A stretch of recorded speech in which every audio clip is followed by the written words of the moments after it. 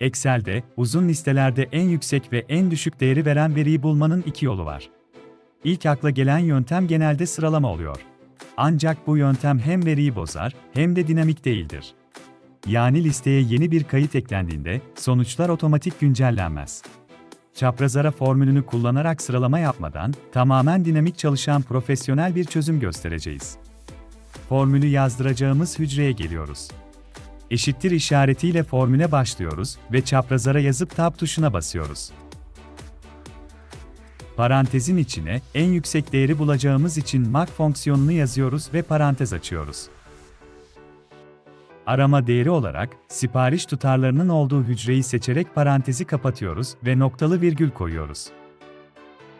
Arama dizisi için tekrar ödeme miktarlarının bulunduğu hücre aralığını seçiyoruz ve noktalı virgül koyuyoruz.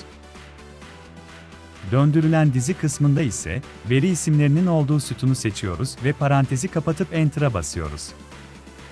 En yüksek siparişi veren müşteri adı karşımızda. Peki en düşük sipariş veren müşteri?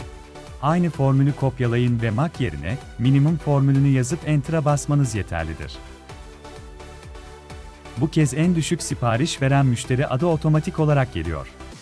Listeye yeni veriler eklendiğinde ya da tutarlar değiştiğinde sonuçlar kendiliğinden güncelleniyor. Tam anlamıyla dinamik ve profesyonel bir Excel çözümü. Video işinize yaradıysa beğenmeyi ve Excel ipuçları için kanalı takip etmeyi unutmayın.